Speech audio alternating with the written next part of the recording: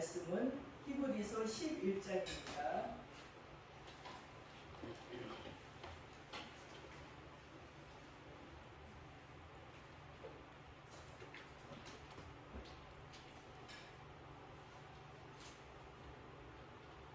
히브리서 11장 23절에서 32절까지 말씀입니다.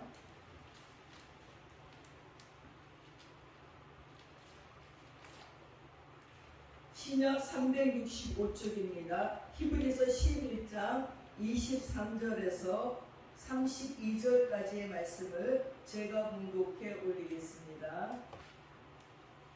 믿음으로 모세가 났을 때에 그 부모가 아름다운 아이임을 보고 석 달 동안 숨겨 왕의 명령을 무서워하지 아니하였으며 믿음으로 모세는 장성하여 바로의 공주의 아들이라 칭함받기를 거절하고 도리어 하나님의 백성과 함께 고난받기를 잠시 죄악의 낙을 누리는 것보다 더 좋아하고 그리스도를 위하여 받는 수모를 애굽의 모든 보화보다 더 큰 재물로 여겼으니 이는 상 주심을 바라봄이라. 믿음으로 애굽을 떠나 왕의 노함을 무서워하지 아니하고 곧 보이지 아니하는 자를 보는 것 같이 하여 참았으며 믿음으로 유월절과 피 뿌리는 예식을 정하였으니 이는 장자를 멸하는 자로 그들을 건드리지 않게 하려 한 것이라. 믿음으로 그들은 홍해를 육지같이 건넜으며 애굽 사람들은 이것을 시험하다가 빠져 죽었으며 믿음으로 7일 동안 여리고를 두니 성이 무너졌으며 믿음으로 기생 라합은 정탐꾼을 평안히 영접하였으므로 순종하지 아니한 자와 함께 멸망하지 아니하였도다. 내가 무슨 말을 더하리요? 기드온, 바락, 삼손, 입다, 다윗 및 사무엘과 선지자들의 일을 말하려면 내게 시간이 부족하리로다. 아멘. 네, 오늘은 73년 전 우리 민족에게 6.25라는 엄청난 비극의 전쟁이 있었던 것을 기념하는 날입니다. 1950년 6월 25일 새벽 4시에 조선민주주의인민공화국이 기습적으로 대한민국을 침공하여 발발한 전쟁입니다. 중화인민공화국의 마오쩌둥과 소비에트 연방의 이오시프 스탈린의 협조와 지지를 얻은 김일성은 1950년 6월 25일 새벽 4시 38도선과 동해안 등 11개소에서 경계를 넘어 38도선 이남을 진격해 왔습니다. 그날도 주일이라 군인들이 휴가를 가고 모든 사람들이 느긋하게 쉴 때에 무방비 상태에 이런 끔찍한 전쟁이 일어났습니다. 그럼에도 불구하고 우리 민족은 그 엄청난 고난을, 가난을, 배고픔을 겪으면서 지금의 대한민국을 이루어내어서 온 세계가 주목하는 나라가 되었습니다. 그래서 지금도 어른들은 어려운 일을 만나면 얘기하죠. 아이고 난리 6.25 전쟁 난리는 난리도 아니네 하면서 지금 현재의 어려움을 거기다 비교하면서 위로받는 어른들을 보기도 합니다. 그날의 전쟁이 얼마나 기가 막혔는지를 말해주고 있습니다. 그러나 그 전쟁을 우리만 겪는 것이 아니라 성경 속의 나라들도 수많은 전쟁을 하며 나라를 지키기도 하고 잃기도 하였습니다. 그 전쟁에 영웅들이 태어나고 애국 지사들이 전쟁으로 말미암아 생겨났습니다. 오늘 히브리서 11장에 나오는 신앙의 용장들은 모두 위대한 애국 지사들입니다. 모세는 바로에게서, 기드온은 미디안에게서, 드보라와 바락은 가나인에게서, 삼손은 블레셋에게서, 입다는 암몬에게서 민족들을 구출해 내었습니다. 사무엘과 다윗도 여기에 신앙의 용사인 동시에 애국 지사들이었습니다. 이들의 애국심이 어떻게 발휘되었는지를 성경 속에서 살펴보겠습니다. 첫째, 그들은 민족과 나라를 위해서 기도했던 사람들입니다. 모세는 민족을 위해서 항상 기도했습니다. 출애굽한 이스라엘 민족 앞에 홍해가 갈라졌을 때도 하나님 어떻게 하라는 겁니까? 하고 기도했고, 그가 든 지팡이로 홍해를 갈라내는 기적을 일으켰습니다. 또한 광장을 헤매다가 물이 없어 백성들이 원망하고 불평할 때, 또한 아말렉과 싸울 때에도 간절히 모세는 기도를 하였다는 것입니다. 또한 다니엘은 바벨론의 포로로 잡혀갔을 때에도 민족과 조국의 부흥을 위해서 예루살렘을 향하여 하루 3번씩 기도했습니다. 그 기도를 방해하는 많은 관심들이 있었지만 그 기도 때문에 목숨을 내놓아야 하는 지경에 이르렀을지라도 다니엘은 기도를 포기하지 않았다는 것입니다. 느헤미야는 파사에서 예루살렘 성의 황폐와 큰 환난 중에 있는 조국의 백성들을 위해서 울며 기도하기를 쉬지 않았습니다. 사도 바울도 그 민족을 위해서 기도했습니다. 신앙 중심의 애국심은 우선 기도로 나타나는 것입니다. 기도가 사랑인 것입니다. 미국의 노예 해방을 이룬 링컨 대통령도 기도하는 대통령이었습니다. 남북전쟁이 일어날 때도 그는 하나님께 끊임없이 기도하면서 노예들을 해방하고자 하나님 앞에 기도하면서 그 전쟁을 이끌어갔습니다. 우리 예수님도 이 백성을 구원하시고자 겟세마네 동산에서 땀이 핏방울이 되도록 하나님 앞에 간절하게 기도하시고 십자가를 지셨다는 겁니다. 사랑하는 여러분, 이스라엘의 영원한 별이 된 다윗은 어떠했는지요? 사무엘상 17장 32절 49절을 보니까 세 번역으로 제가 한번 읽어보겠습니다. 다윗이 사울에게 말합니다. 누구든지 저자 때문에 사기를 잃어서는 안 됩니다. 임금님의 종인 제가 나가서 저 블레셋 사람과 싸우겠습니다. 그러니까 사울이 다윗을 말립니다. 그만둬라. 내가 어떻게 저자와 싸운단 말이냐. 저자는 평생 군대에서 뼈가 굳은 자다. 그러나 너는 아직 어린 소년이 아니냐. 그러나 다윗이 굽히지 않고 사울에게 말합니다. 임금님의 종인 저는 아버지의 양떼를 지켜왔습니다. 사자나 곰이 양떼에게 달려들어서 한 마리라도 물어가면 저는 곧바로 뒤쫓아가서 그놈을 쳐 죽이고 그 입에서 양을 꺼내어 살려냈습니다. 그 짐승이 저에게 덤벼들면 그 턱수염을 잡고 때려 죽였습니다. 제가 이렇게 사자도 죽이고 곰도 죽였으니 저 할례 받지 않은 블레셋 사람도 그 꼴로 만들어 놓겠습니다. 살아계시는 하나님의 군대를 모욕한 자를 어찌 가만둘 수가 있습니까? 다윗은 말을 계속합니다.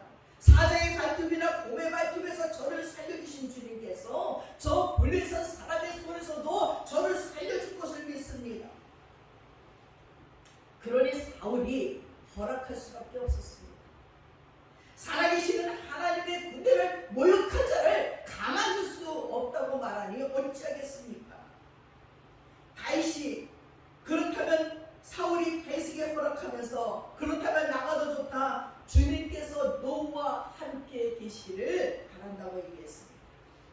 그런 다음에 다윗은 목동에 지팡이를 들고 시냇가에서 돌 5개를 골라서 자기가 메고 다니던 목동의 도구인 주머니에 집어넣은 다음에 자기가 쓰던 물맷돌을 손에 들고 블레셋 사람에게 가까이 나아갑니다.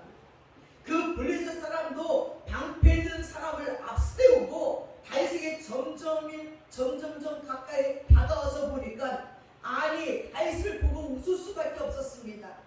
그저 다만 잘생긴 홍안의 소년에 지나지 않는다는 것을 알고 우습게 여기는 거지요. 그 블레셋 사람이 다윗에게 말합니다. 아니 막대기를 들고 나오는 거냐? 네가 나를 개로 여기는 것이냐? 하고 묻고는 자기 신들의 이름으로 다윗을 저주합니다.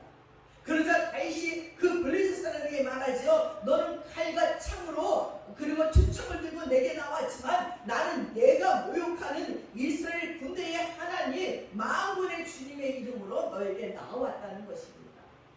주님께서 너를 나의 손에 넘겨주실 터이니 내가 오늘 너를 쳐서 내 머리를 베고 블레셋 사람의 죽음을 모조리 공중의 새와 땅의 들짐승에게 다물어 주어서 온 세상이 이스라엘 하나님을 알게 할 것이라고 얘기합니다. 또 주님께서 칼이나 창대를 스쳐서 구원하는 것이 아니라 여기에 오인 온 우리가 하나님이 어떻게 구원한지를 보게 하기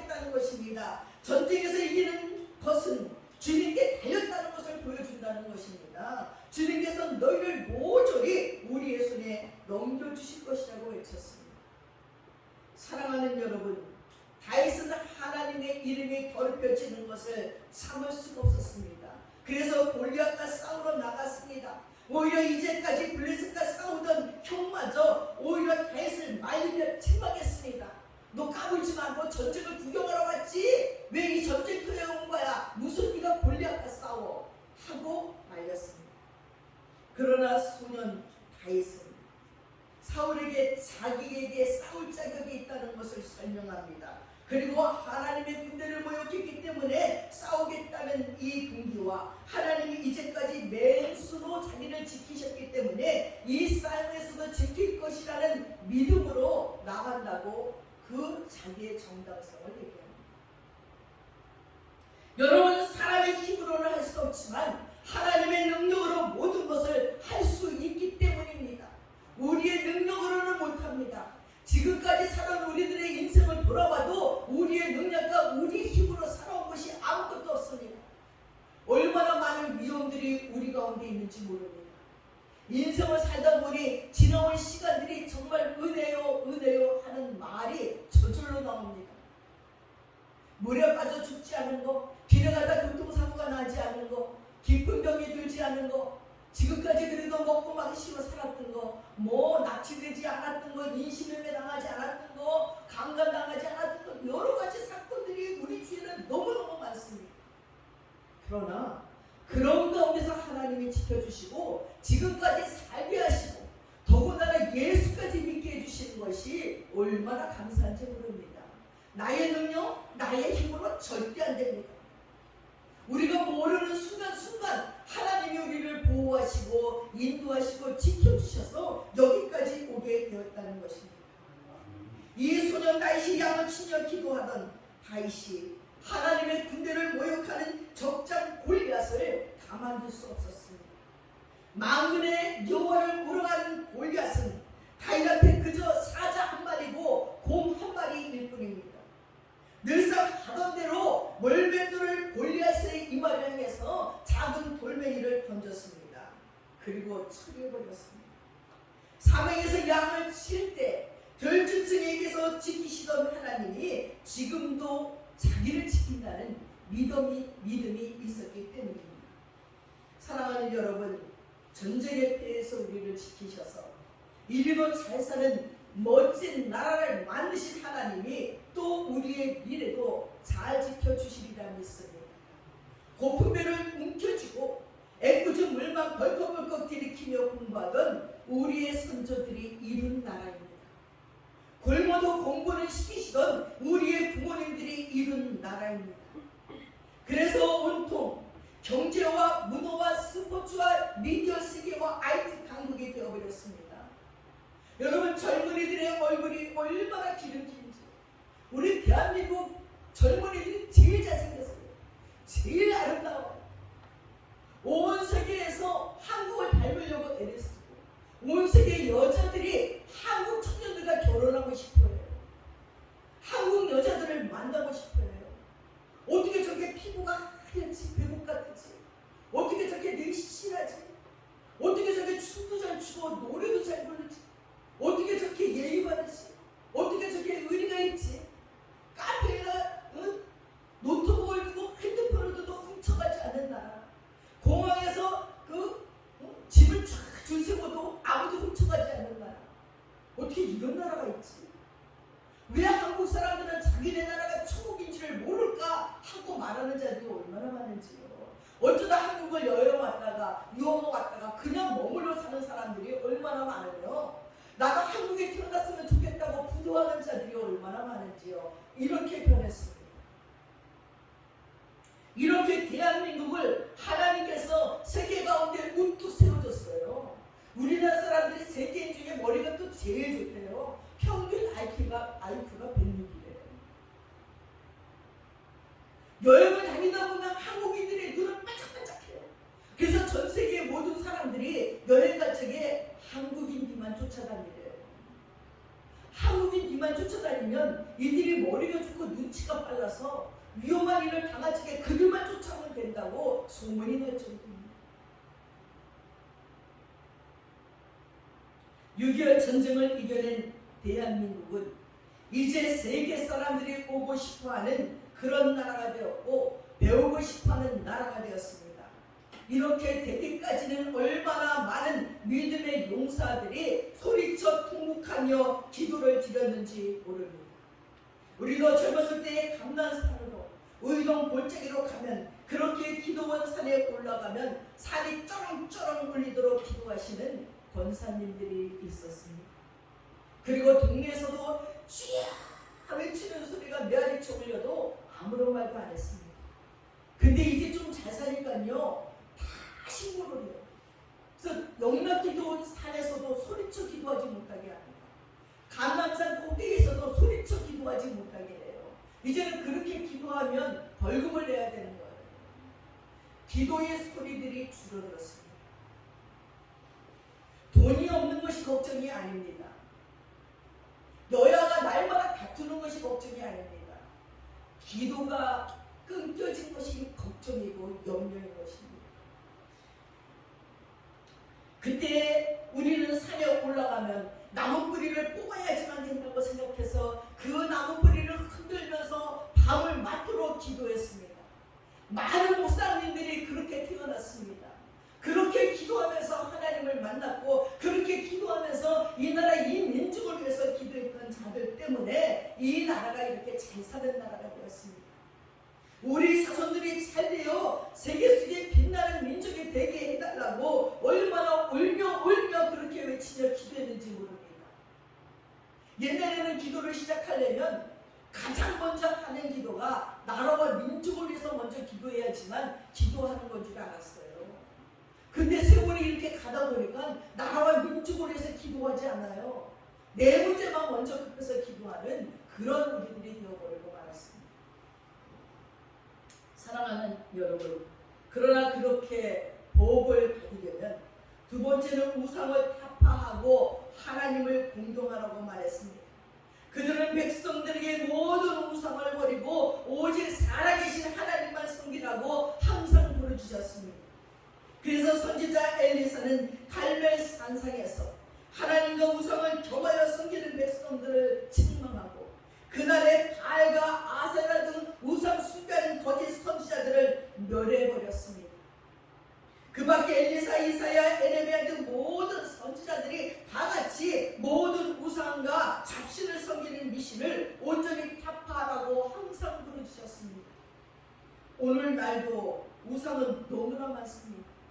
나무도 우상, 돌도 우상, 금속으로 만든 우상도 많고 그 밖에 물질의 우상, 탐심의 우상, 섹스의 우상, 온갖 허영의 우상 등등이 허다하게 많이 있습니다. 그러나 우상을 타파하고 하나님만 섬기는 것이 민족이 잘 되는 지름길입니다. 지금은 돈이 우상이 됐어요. 아름다움이 또 우상이 되어가고 있어요. 명예가 우상이 되고 권력이 우상이 되고 학벌이 우상이 되고 외모가 우상되고 있고 지금 우리나라가 얼마나 외모 지상주의인지 예수를 믿고 예배와 기도로 주님과 동행하며 구원을 이루는 것이 우리의 목적이 되어야 됩니다. 우리를 위하여 죄 가운데 죽을 수밖에 없었던 우리를 구원하시리다 그렇게 기도하셨던 그래서 십자가를 지신 예수 그리스도를 영접하고 참여해서 그분이 만드신 천국으로 가는 거예요. 나만 가는 것이 아니라 이 민족 모두를 천국 백성 되게 하는 것이 진정한 애국이고 우리의 사명이라는 거예요. 어떤 사람이 죽어 천국에 갔어요. 천국문을 팍 두드렸더니 베드로가 문을 삐꼭 밀고 쳐다보더래요. 근데 문을 쾅 닫아버렸어요. 아니 왜 이러지? 또 문을 딱 두드렸어요. 아니 왜 문을 안 열어주세요? 그랬더니 문을 또 삐꼭 열고 두드리면 또 문을 닫는 거예요. 이 사람이 막 두드리면서 문 열어달라니까 문을 빼고 열고 베드로가 하는 얘기가 천국은요 단체입장이에요. 혼자 오는 사람은 못 들어와요. 전도해서 함께 오라는 것입니다. 나만 예수 믿고 천국 가는 것이 아니라 나의 가족들이, 나의 교회가, 나의 이웃이, 이 나라 이 민족이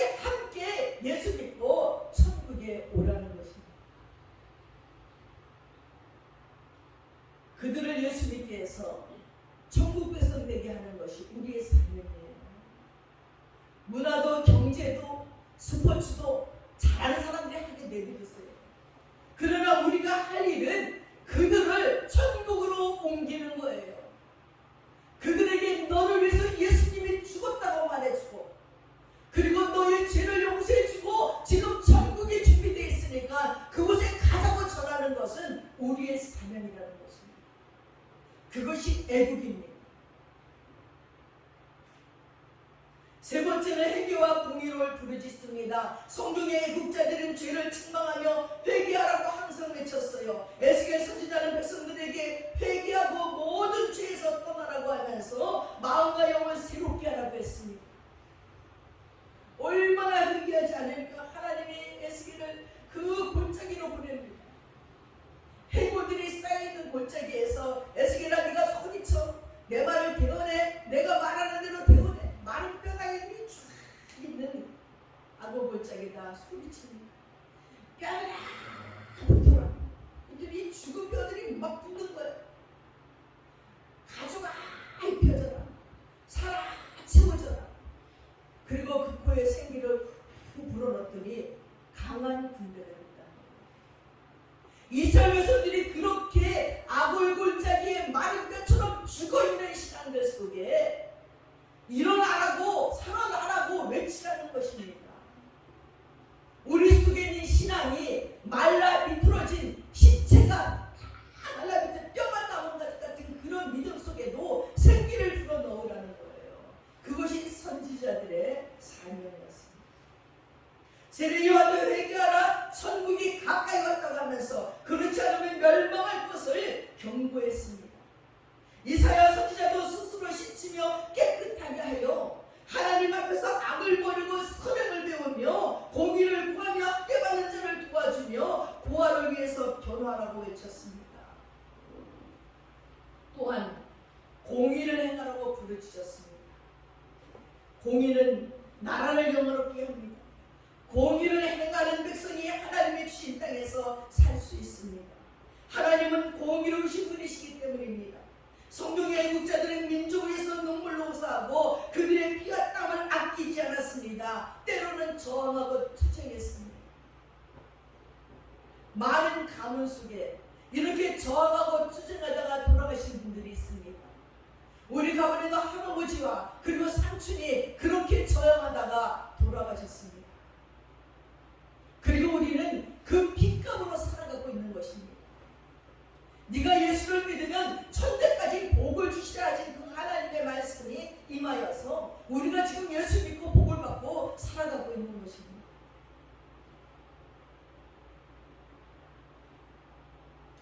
또 평화시에는 교육하고 봉사하고 사회 정화 개혁 운동에 온갖 건설 사업에 힘을 써야 된다는 것입니다. 사랑하는 여러분, 오늘의 6.25 기념일을 앞두고 6.25 전쟁 중에 유엔 사령부가 휴전회담을 반대하는 이승만을 제거하는 작전을 세웠대요. 그 이승만이 오히려 이를 역전시켜서 나라를 위기에서 구해낸 이야기가 있습니다. 그 작전명이 에버레디라는 것을 여러분 아시는지요? 위기에서 한미 동맹을 맺고 미군의 한국 주둔을 이뤄낸 대한민국의 은인이 바로 이승만 대통령입니다. 국내 중국 주사파들이 지금까지도 독재자라고 몰아붙이는 국부 이승만 대통령이 우리나라라는 쓴 건국의 주인공임을 바로 알고 올바른 역사관을 후손들에게 심어주는 우리 모두가 되어야겠습니다. 이 6.25 전쟁 중이던 1954년 5월에 유엔군 사령부가 극비리에 수렴한 작전 계획이에요. 중공군 격파가 아니고 대한민국 이승만 정부를 붕괴시키고 이 대통령을 강경하는 작전이에요. 이승만의 치열한 대미 투쟁은 한미 관계를 파국 직전의 갈등 상황으로까지 몰아갔고 급기야 미국은 이승만을 제거하는 수밖에 없다는 결론을 내립니다. 그렇다면 이승만은 왜 그토록 미국의 투쟁적이었을까요? 1951년에 시작된 휴전 회담을 이승만이 받아들일 수 없었던 거예요. 국토와 국민이 결단이 났는데 하는 것은 새 지옥의 시작이었어요. 그러나 미국은 7만 명 이상의 미군 인명 손실과 막대한 전쟁 비용으로 인한 국내 여론 악화로 전쟁을 지속하기가 어려워졌어요. 이승만은 이대로 휴전을 이룬다면 미국은 한국을 떠날 것이고 고립된 섬으로 남는 한국이 중국, 북한, 소련에 의해서 적화되는 것이 시간 문제라고 보였어요. 그렇지 않더라도 일본의 세력권에 편입될 수밖에 없다는 그의 전망이었어요. 미국이 그걸 원하고 있었어요. 이승만에게는 다른 선택이 없었답니다. 1954년 5월부터 7월까지 3개월만 이승만 미국의 살벌한 갈등은 약소국이 살아남는 지혜가 무엇인지를 보여주는 한편의 교과서라고 얘기합니다. 이 노르웨이 대사를 지낸 최병구 씨가 지은 내교의 세계는 그 드라마 같은 상결을 잘 기록하고 있었습니다. 1954년 3월 스탈린이 죽자 휴전회담이 다시 활기를 띠었어요. 이승만은 4월 22일 중공군의 북한 주둔을 허용하는 휴전협정을 맺어지면 한국군은 유엔군에서 이탈해 독자적으로 싸울 것이라고 선언합니다. 미국은 이를 심각하게 받아들여요. 킬라코 주한 유엔군 사령관은 이승만 보호 강금과 임시정부 수립을 미국 정부에 건의하기 이릅니다. 이 미북부까지 동조해서 5월에 에버 레디 작전이 수립됩니다. 한국은 독자 전쟁에 불가능했어요. 전쟁 유로가 단 일치에 불과했다는 거예요. 그럼에도 이승만이 독자 전쟁을 선언한 이유는 따로 있습니다. 오기지요. 전쟁에 봐야 이틀밤이 살아남을 수 없는데 니네 돕지마, 우리 독자적으로 전쟁할 거야 한 것이 이승만이에요. 바로 한미동맹 상호 방위 조약 체결이었어요. 그것만이 공산 세력과 일본의 재침을 막는 유일한 방패라고 보았습니다. 볼세출의 예지였어요. 미국에서는 한국과의 동맹은 불필요하다는 견해가 다수였어요. 한국은 가치가 없다는 거지요. 그렇다면 한국이 미국을 동맹으로 만들기 위한 방식이라면 오직 하나 주국함으로 물고 늘어지는 거죠. 곧 함께 죽자고 나서는 분이 없었습니다. 그래서 미국 국무부, 국방부 합참의 합동회의에서 경론이 이어집니다. 수십 년 미국에서의 활동을 통해 축적해둔 종교계와 군부를 비롯한 미국 조에 두루 포진했던 이승만의 인맥이 알게 모르게 작용했다는 것은 주지의 사실입니다. 5월 30일 이승만의 요구를 들어주는 것 외에는 6.25 전쟁을 중단할 방법이 없는 거예요. 에버 레디는 폐기됩니다. 한국의 운명이 결정되는 순간이었어요. 같은 날 이승만은 아이젠하워에게 친서를 보내서 한미 동맹을 맺으면 휴전에 동의하겠다고 말합니다. 아이젠하워는 동맹이 아니라 미 정부의 한국 방어 성명과 군사 지원 행정협정을 맺자고 했어요. 10억 달러의 경제 원조도 제시했습니다. 그러나 이승만은 이런 시야에 거절했습니다. 조약이 아니면 미국을 붙잡아 둘 수 없다고 보았기 때문에 이런 가운데 6월 8일 유엔군과 공산군 사이에 포로 송환 문제가 타결이 됩니다. 그래서 한미 동맹을 못 얻었으면 휴전이 목적에 온 거예요. 이승만은 6월 18일 3만 5천여 명 방공 포로 석방이라는 극약 처방을 내렸습니다. 그리고 휴전회담을 무산시킬 조치였습니다. 느긋하고 배포가 두둑한 처칠이 식사 중에 숟가락을 떨어뜨릴 정도였고 그 사건이 얼마나 기상천외한 국제적 폭포였음을 짐작할 만합니다. 이승만은 그 다음날 주한 미 대사에게 이것은 자살행위라 해도 그것은 우리의 특권이라고 말하며 한미 동맹 없이 휴전되면 자살도 불사하겠다고 결의했어요.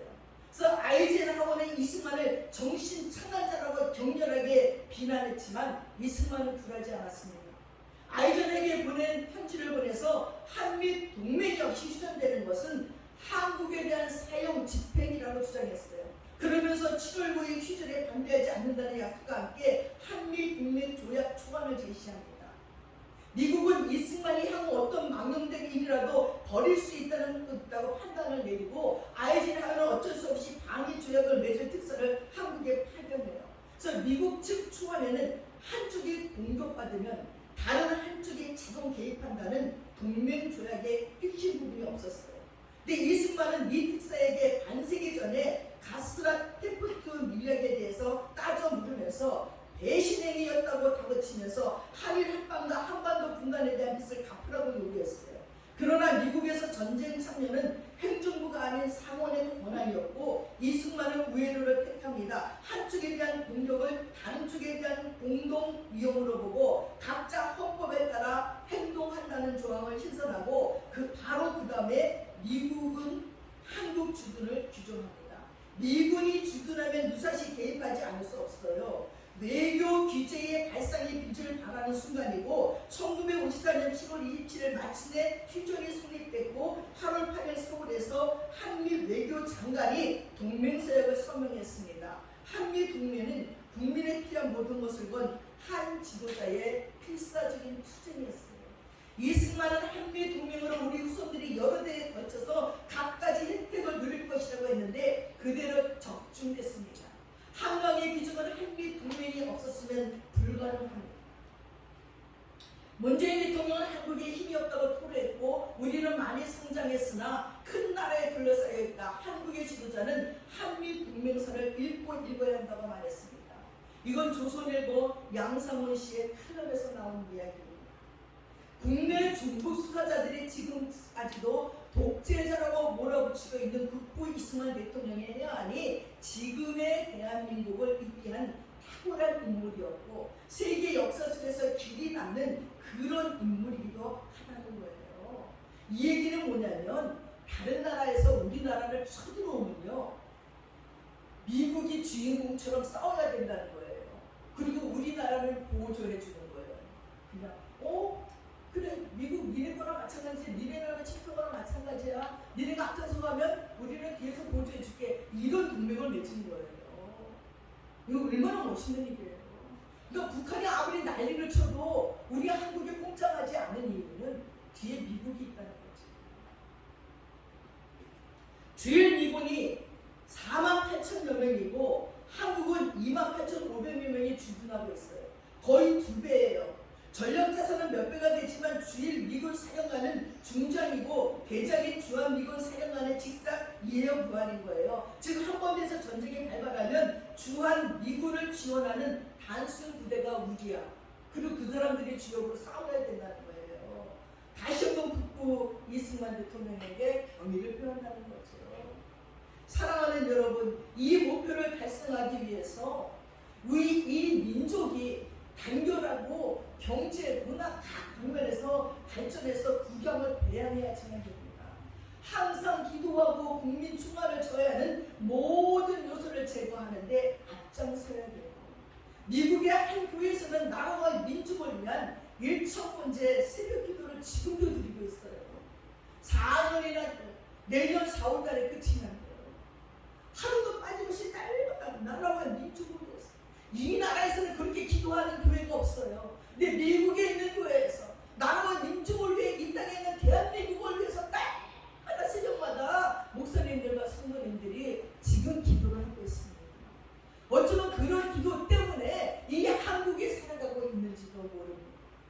사랑하는 여러분, 민족이 회개하고 주께로 돌아오도록 적극 노력하고 민족의 주국을 눈물과 땀과 피로 지킵시다. 나라를 지켜야 가정을 지킬 수 있고 나 자신을 지킬 수 있습니다. 나라가 이 모양으로 계속 보고만 하고 강화문 쪽을 가보면 다닐 수가 없어요. 여기서 소리치고 여기서 소리치고 횃불과 태국기가 소리치고 노동자들이 소리치고 뭐 데모할 게 그렇게 많은지. 이 나라는 데모만 하는 나라같이 보여질 정도로 데모를 합니다. 그러기 전에 기도하는 나라가 될 적에 하나님은 이 나라를 끝까지 지켜주시리라 믿고 우리 개인도 우리 가정도 지켜주시리라 믿습니다. 기도하겠습니다. 사랑하는 아버지 하나님, 정말 이 나라의 6.25 전쟁으로 얼마나 비참했는지 말로 다 할 수 없습니다. 정말 아버지, 제가 어렸을 때도 동사무소에서 큰 드럼통에 옥수수 죽을 써가지고 우리가 줄 서 있으면 가족 숫자대로 한 조각씩 퍼서주는 것을 배고받았던 것도 생각이 납니다. 학교에 가면 점심을 싸가지 않아 학교에서 옥수수빵을 점심 싸오지 않은 아이들에게 하나씩 주면 그걸 다 먹지도 못하고 반을 잘라 먹고 반은 집으로 가져오던 것도 생각납니다. 하나님, 하루 한 끼를 먹어도 감사했던 시절이 우리에게 있었습니다. 그러나 하나님께서는 이 민족을 사랑하셔서 이렇게 불강한 나라가 됐고 배가 불러 살이 찔까봐 염려하는 나라로 만들어 주시니 감사합니다. 이제 그 가난했던 그 빈정했던 시간들을 잊어버리고 내가 잘나서 잘 먹고 잘 사는 것 같이 교만을 떠는 우리들을 불쌍히 여겨 주시옵소서. 우리의 교만함으로 기도하지 않으므로 회개하지 않으므로 또다시 어떤 재앙이 들어닥칠까봐 염려됩니다. 하나님, 엎드려 참여하며 기도하는 백성들 되게 하시고 하루를 우러러 감사하는 민족들이 되도록 도와주셔서 다시는 유교의 비극이 이 나라에 있지 않도록 도와주시옵소서. 감사드리며 우리 예수님의 이름 받들어 기도드렸사옵나이다. 아멘. 함께 자리에서 일어나셔서 390번 찬양하겠습니다.